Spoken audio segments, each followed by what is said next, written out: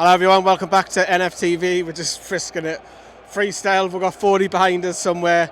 You've seen the carry on because the Newcastle fans are winding up the Cockneys as they go past.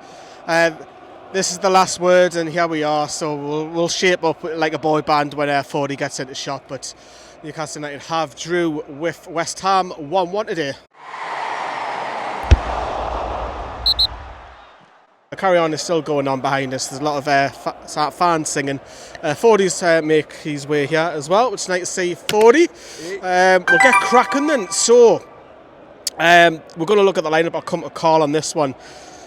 What do you make of this rule of if you get concussion, you've got to have a period? Is it 5 days? Yeah, 5 days. So Isaac probably felt fine, but you can't have that place in the starting lineup or on the bench. Yeah, no, I'm okay with it, to be honest. Things have progressed a lot over the last couple of decades, to be fair, in terms of being safe with that sort of thing, and you have to be, because there's science out there to prove that, as little as heading a ball for a prolonged period of time can have damage. So I know people turn their noses up at that, but can't risk it, and obviously we want him to be at his best. So yeah, head injury at the end of the day, isn't it? As minimal as it might have been, yeah, I'm okay with it personally. 2 years ago you would have probably played, but these are the rules. But 40, the question was then who would start left wing with Bruno, and it was the Paquetá Bruno derby today, and they had the chance, but obviously got his red card and Bruno bottled it basically. Yeah, he didn't want to fancy it, did he? But it was the big one. Who would start left wing? Would it be Gordon? Would it be chucked in off the top? But he went with Allan Saint-Maximin. Were you surprised with that? Nah, not at all. He's been here longer. He's got a chance to prove himself at the expense of Bruno. I don't think Gordon would have got chucked in straight away. He's not been playing for Everton previous to this, so probably short a bit of match fitness. But yeah, it was ASM's day to make his mark, and he didn't really make his mark, if we're being honest. He had a stinker. He was actually better defensively than he was offensively. Which we will come to that. I know we will get onto that, but yeah, that's my synopsis of that. So Man United won earlier on today, which put a tiny bit of pressure on Newcastle. But West Ham were looking at results, and the only team that didn't win today was Southampton, which got beat, but all the other teams below them were winning and won. So there's a little bit of pressure on West Ham to try and get something tonight, and obviously they've got the point, which we'll come on to now. Johnny, what a start. I mean, we'll talk about the non-goal, because from where I was, it looked like the ball was out. Look, this is done off the cuff. We haven't seen any replays, but it did, for me, look like it was out. What did you see it? Yeah, I've had the benefit of the replay at half time, and it is out. It's about a yard out, which is probably poor from the linesman, but I think he's probably gone let the game play out, or let that phase of play out, and it was comfortably out. But what a start! And a minute later, Lee, it didn't make a difference, because from that resulting goal kick, Newcastle were through 1-on-1 from Callum Wilson, who just loves playing against West Ham United. I think that's now 9 goals and 12. Like 10 and 12, I think. I might be wrong on that, but I was just updating WhatsApp and stuff like that, because I looked down. I didn't. Who got that? Who got the assist? Sean Longstaff. It was an unreal pass, by the way. He literally threw an eye of a needle, and literally, I thought he might have been offside at the start, but he's comfortably onside. 1-on-1 against Fabianski, and you know what happens against West Ham when you're Callum Wilson. Slotted it through. I think it's awful defending as well by Ogbonna. I think he's just miles off, and Callum Wilson's got the whole of the Gallagher, and he slots it, and it's 1-0. You were right in front of that. Yeah, I was experienced. Did you love that? I was giving so much stick to Fabianski. It was untrue, like swearing. I've become a petulant little child, but I couldn't help it, and I genuinely needed to sit down because I couldn't breathe. So it was fantastic. Yeah. Yeah, it was. Chances are also in that first half off the top of your head. The only one I can think of West Ham was the shot that dragged just wide before, obviously we'll come to their goal very shortly, and Fabian Schär as well. It was a Trippier free kick. I think Dan Burn flicked it up, and Fabian Schär pushed it over the goalkeeper, and it just dropped wide. But the equaliser, I'll come at you, 40, unfortunately, because you bad guy, good cop, bad cop. Are you playing bad cop today? So we'll see. It's Paquetá who scores. I don't know who scored, to be fair. I couldn't see at the other end of the ground. But just before that, there was the chance, which I just talked about, that shot that just trickled wide. They got a deflection.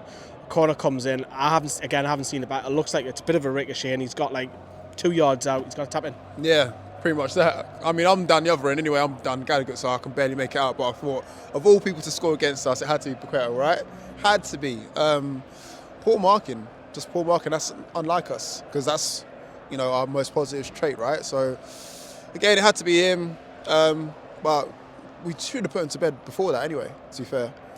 Does anyone know who was the man that was meant to be marking? It was weird because literally Paquetá just seems to come out of nowhere at the back post. I think he was like maybe Trippier, but again I've not seen their goal properly, but it literally just comes to him and he takes We've got to clear it, man. Well, to be honest, it's from the first. When Declan Rice's corner, Joe Linton's the closest person to getting a flick away from danger, rather, but it just goes through everybody. Like, it doesn't touch anybody. It literally, the cross just comes through. It hits Paquetá and he puts it in the back of the net.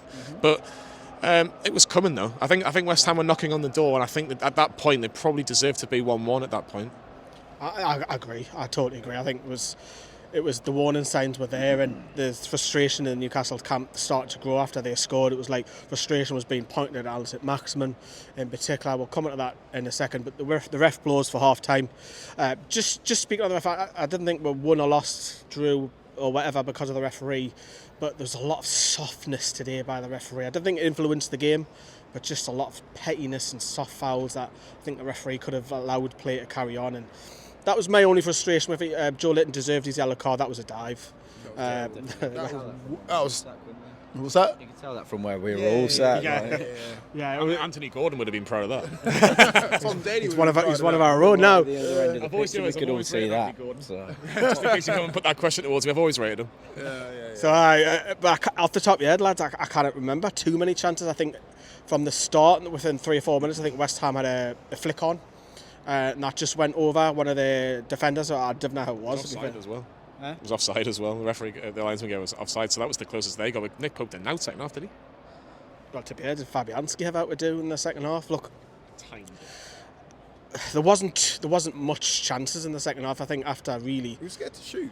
That's frustrated me because I said that like to me. Popping it from side to side to side. Like Arsenal. Remember Arsenal 15 years ago where they like to be neat 1-2s and I've said this to you before, haven't I? I said this to you a few weeks ago.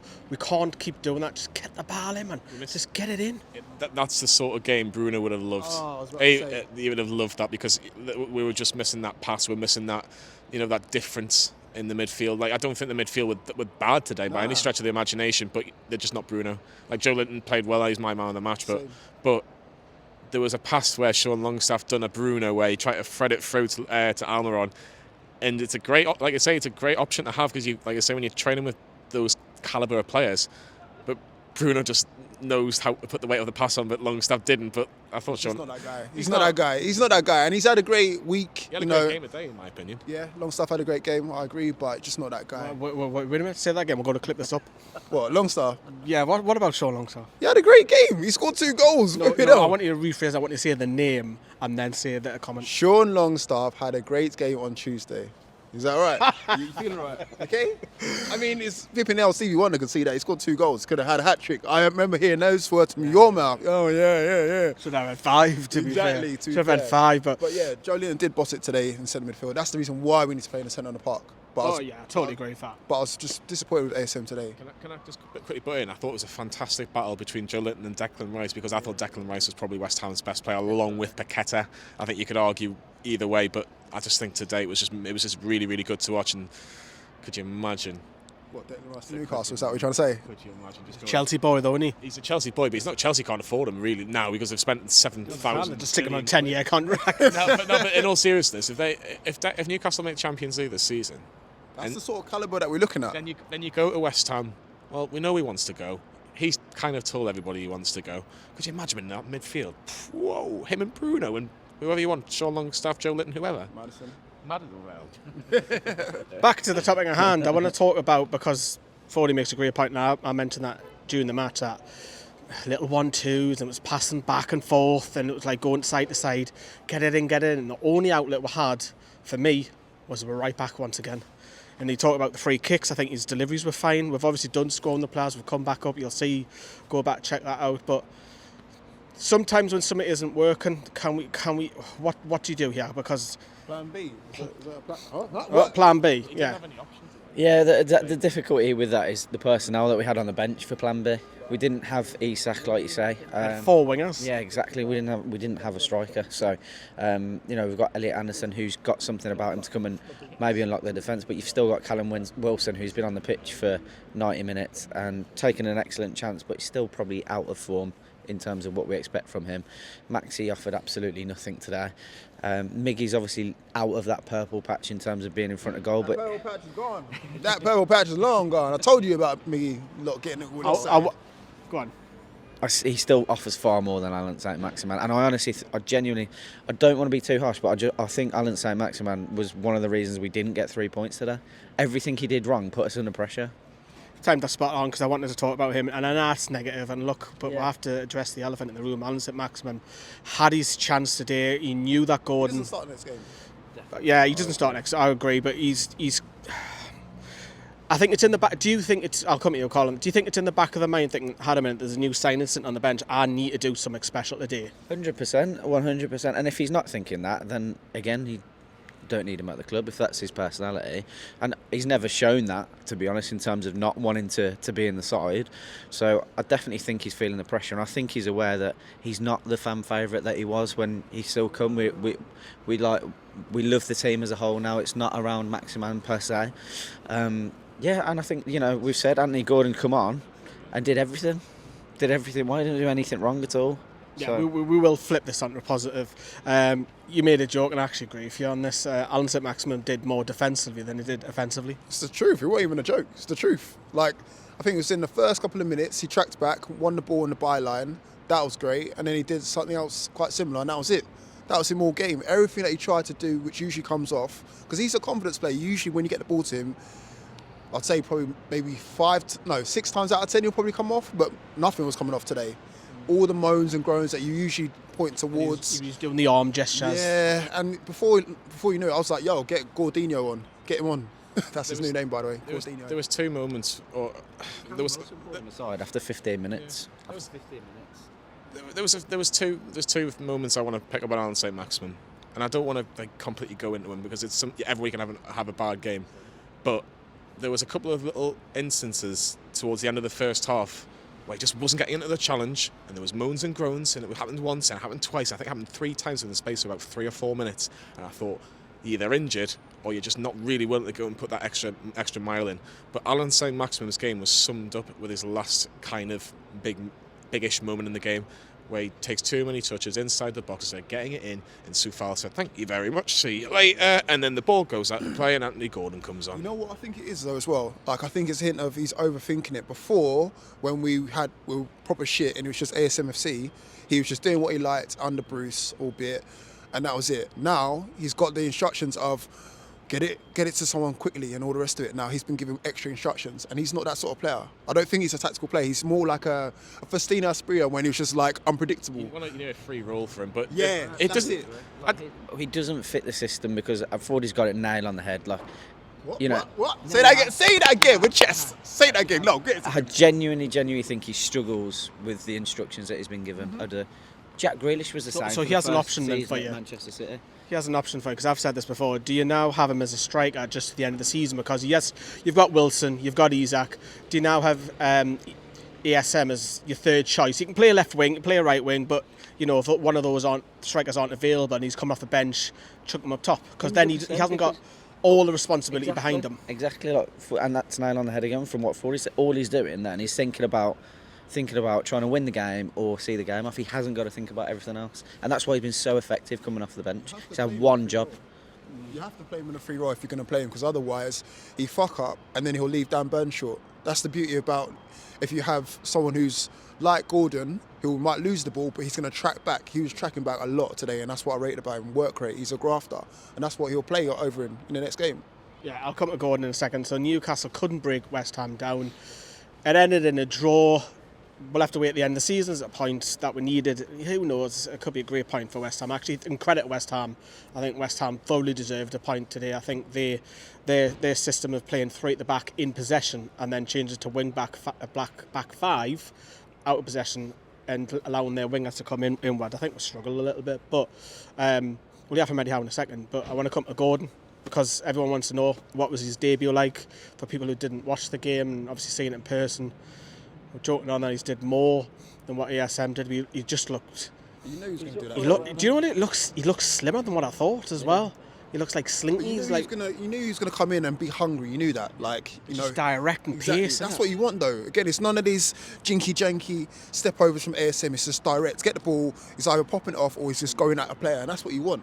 When you're coming in the last 20 minutes of a game or half an hour a game, that's what you want. Direct, get to the byline, get the ball in. That's it. You don't have to do 15 million step overs like ASM does. Just get it direct, and that's what we want from both sides. Ideally, now we've got the same player on both sides in Miggy and Gordon now, because again they both go direct, no steppos, no frills, direct, and then they'll still run back as well, and that's what we are now. Grafter FC, just running forward, running back. That's it. Ideal Eddie Howe man. Am I right or am I right? I know when I'm right. I think it is. Johnny, what do you think of Gordon? I think Anthony Gordon did more than what Allan Saint-Maximin did in about 30 seconds. Just by getting the ball, looking up, going forward, and playing that pass towards Sean Longstaff, where it was pass and move, simple. Yeah, pass and move, and it was just kind of like. So, I don't want to pick on Saint-Maximin, but it was just kind of like I'll take another touch, and I'll try and see what happens. But Gordon was like looking up and probably took the instructions from Howe saying, "Can we play it quicker?" But I thought it was a good first. In terms of a debut, look, the only negative that Anthony Gordon had was that right at the end where he had the chance to take on the fullback and it was a heavy touch and went out for a goal kick, but. He had that chance, didn't he, on the edge of the box for the corner, and you kind of think it's written for him to kind of go and put it in the back. Put your foot through it. That's it. Yeah. I think it's 6 and 2 threes because he's probably looking to place it because there's so many bodies and just trying to think. But you can at least he took the strike, because again, no one else was taking a shot. I'd love to see our stats after the game because we had hardly any shots, especially in the second half. I still think, and I understand people saying that Saint-Maximin will be dropped for next week. It wouldn't surprise me if he did start him, and I think the only reason why I say that is just. Because I think Eddie Howe would say, look, it's just one game. And I think... but it's been a while. Listen, he's been coming on as an impact sub, and he's not... It's only like maybe one against Southampton. Yeah, but we're playing Bournemouth, and I think, look, Bournemouth's an easier game on paper than West Ham. I know it's away from home, and it's Eddie Howe's in terms of the Eddie Howe derby, but I just think... It's that argument as well. You need a run of games to get the best out of the player as well, don't you? If you're Eddie Howe, you just outlaid £40 million, obviously not out of his back pocket, but you've just outlaid 40 million quid, and you've got a player who's up for it and he's going to listen to your instructions. Are you going to take him, or are you going to take ASM that you've been trying to coach? Because you can tell like he's been trying to coach him just to do the simple things for the longest time, and he's not following instructions. It's the truth, though, isn't it? I take your point, but what I mean is that I think Lee said it just there.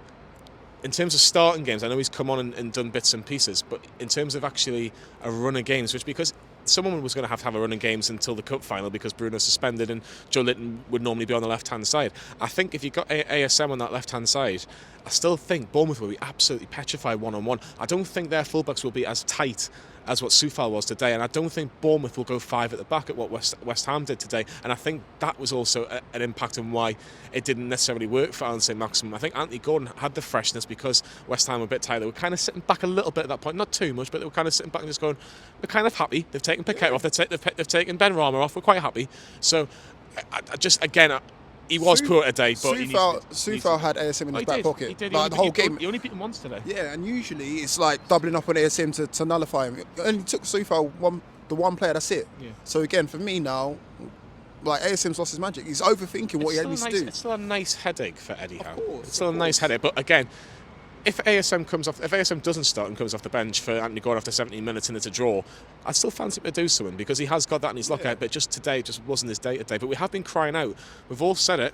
When Joe Linton and Joe Willock, we've kind of been crying out for that outlet. He is our outlet on that left-hand side, whether you like it or not. And yes, he didn't have a good game today, but he has still got a little bit of quality. But don't give up on the lad. Don't give up on him. No, I'm not going to lie. I'm struggling. I loved it when we signed him. I don't know. I just don't think he's got it for Newcastle moving forward. I really don't. And I know people can bash me for that, but if we sold him, I wouldn't. No, I wouldn't even go that far. I would think if you're playing, could be just the fact he's just in bad form. Yeah, bad form. Is he carrying an injury? Maybe. Or just playing him in different. When has he ever been consistent? When we interviewed him, he wasn't consistent then. He got 3 assists. I think playing him in a different role might be the one. Honestly, like playing him in a free role, because right now playing him in that fixed position where he has to be tactically getting back and then going forward as well. It's not working for him. But we've had that discussion before. We've seen ASM in the middle, and sometimes that doesn't work. We've seen ASM up top, sometimes that doesn't work, and we've kind of all agreed to an extent. Why did we? At what point do we stop? At what point do we stop trying?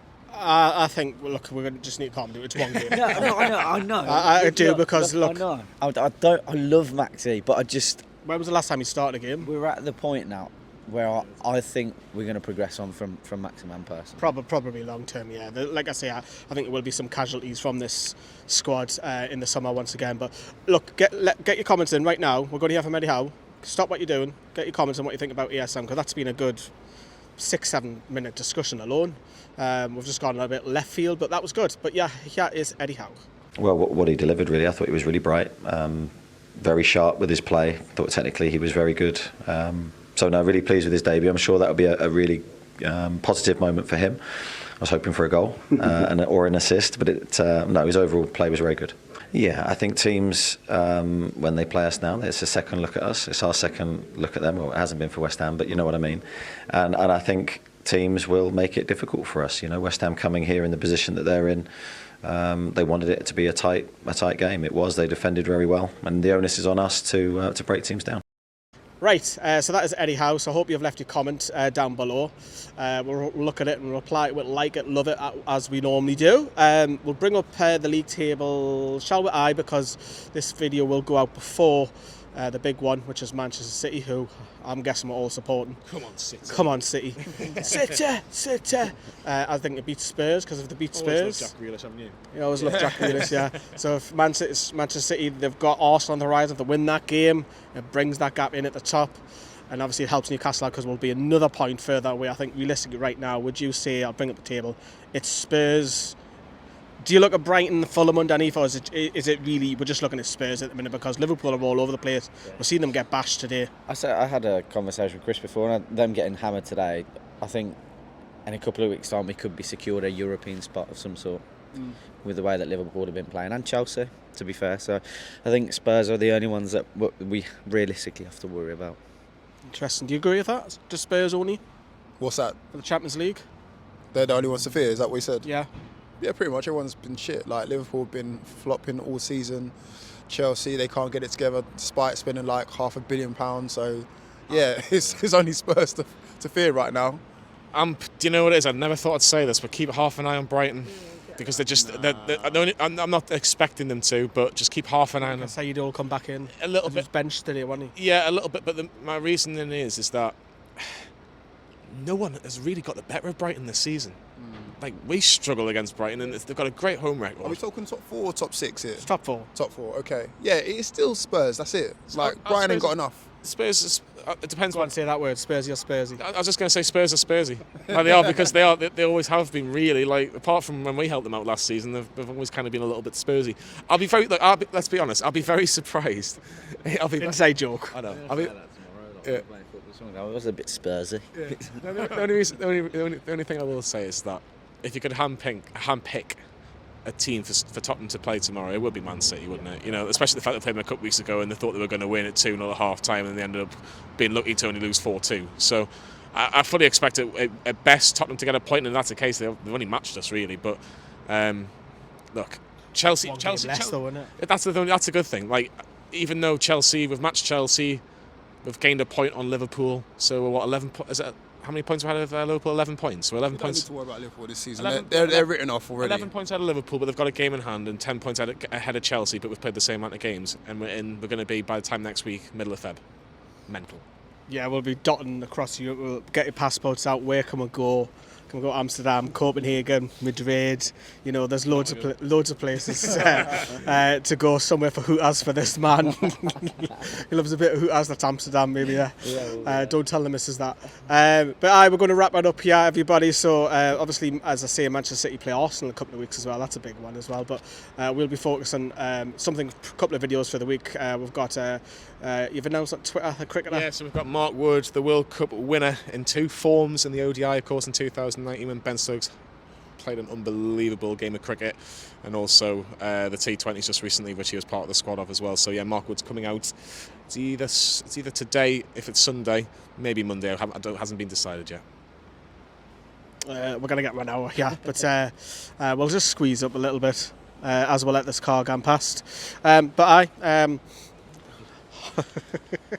That's it from the last word. Go back and have a look at the match reaction by Johnny. We've been down by the studio as well, doing scoring the players. There's 2 or 3 players have scored high. Maybe 1 player. I wonder who doesn't score very high. We've talked about them heavily tonight. Drop us a like. Says everyone. Bye bye.